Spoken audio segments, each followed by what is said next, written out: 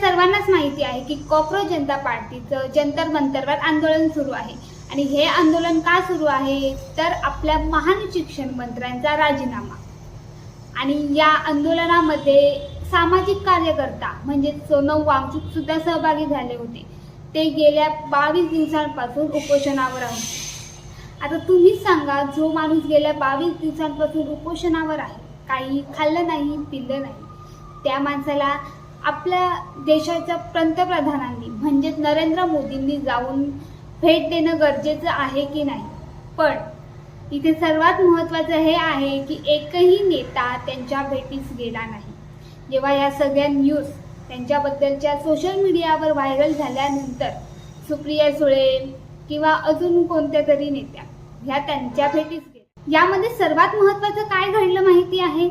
आज सकाळी ज्या ठिकाणी आंदोलन चालू होतं, ज्या ठिकाणी सोनम वांगचुक हे आंदोलन करत होते, त्या ठिकाणी दिल्लीच्या पोलिसांनी जाऊन जबरदस्तीने सोनम वांगचुक यांना हॉस्पिटलमध्ये दाखल केलं आणि मीडियासमोर असं सांगण्यात आलं की आम्हाला वरिष्ठांनी ही ऑर्डर दिली आहे की सोनम वांगचुक यांना जबरदस्तीने हॉस्पिटलमध्ये दाखल करायचे।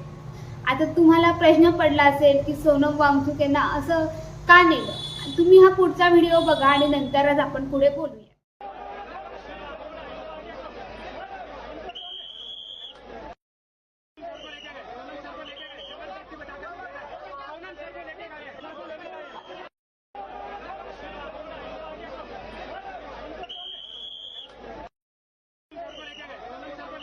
मित्रांनो, हे जे सकाळी संपूर्ण प्रकरण घडलं आहे त्यावर काही नेत्यांनी किंवा विरोधकांनी आपापली मते मांडली आहेत, प्रतिक्रिया दिलेल्या आहेत, ते आपण जाणून घेऊया।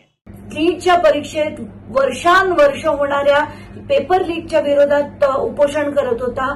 21 दिवस त्याला ढुंकून बघितलं नाही, त्याच्या उपोषणाला प्रतिसाद नाही आणि आता त्यांना उचलून त्यांनी हॉस्पिटलाइज केलं। तर मी तुम्हाला खात्रीने सांगते, हे पिटिशन हे भाजपच्या माणसांनीच केलं असेल आणि हे कोर्टाकडनं त्यांनी वधवून घेतलं आणि आता म्हणायचं की कोर्टाच्या सांगण्यावरनं आम्ही त्यांना हॉस्पिटलाइज केलं। तर इतकी बनेल माणसं आहेत, इतकी त्यांना भावना शून्य, त्यांना कुठल्याही प्रकारच्या भावना नाही, हृदय नाही, संवेदना नाही। सरकारनं राजीनामा घ्यायचा नसेल तर सरकारने स्पष्ट केलं पाहिजे की आम्ही राजीनामा घेणार नाही, धर्मेंद्र प्रधानला आम्ही वाचविणार आहोत।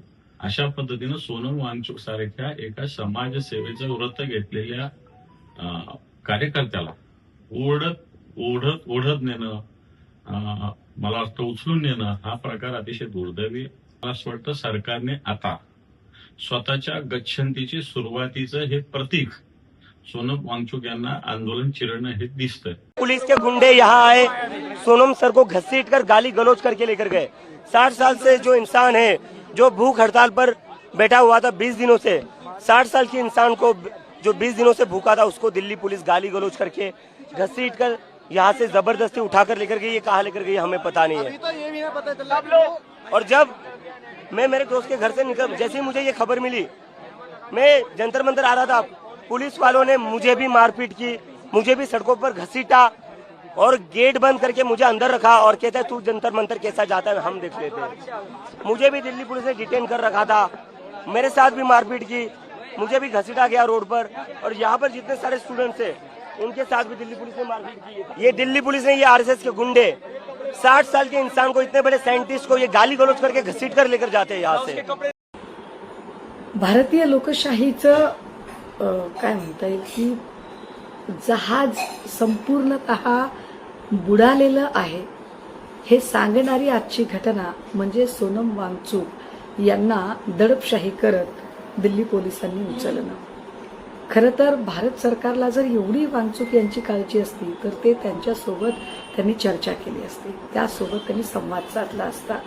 मात्र आम्हाला कुणी अडवूच शकत नाही, आम्हाला कुणी प्रश्नच विचारायचे नाही, आम्ही वाटेल त्या पद्धतीने वागू शकतो आणि कुणी आंदोलक जरी असला तरी त्याचं आंदोलन मोडण्याची कुवत ताकद आमच्यात आहे, हा सत्तेचा अहंकार माज दाखवणारी आजची ही कृती आहे। 20 तारखेला होणारं जंतर मंतरवरचं जे देशव्यापी आंदोलन आहे त्या आंदोलनाला दडपण्यासाठी घाबरलेल्या सरकारने, विशेषतः लोकशाही मूल्यांवर विश्वास नसणाऱ्या भाजपने केलेली ही अत्यंत भ्याड कृती आहे. सोनम वांगचुक हे विद्यार्थ्यांच्या भवितव्यासाठी आंदोलन करत होते. त्यांना पुढे जाऊन कोणताही फायदा होणार नव्हता किंवा काहीच नाही, तरी सुद्धा ते विद्यार्थ्यांच्या भविष्यासाठी 22 दिवस उपोषणावर होते. पण आज त्यांच्या पदरात काय पडलं? मित्रांनो, या संपूर्ण प्रकरणाबद्दल तुम्हाला काय वाटतं आम्हाला कमेंटमध्ये नक्की सांगा आणि अशाच अपडेटसाठी आमच्या चॅनलला सबस्क्राईब करायला विसरू नका. धन्यवाद.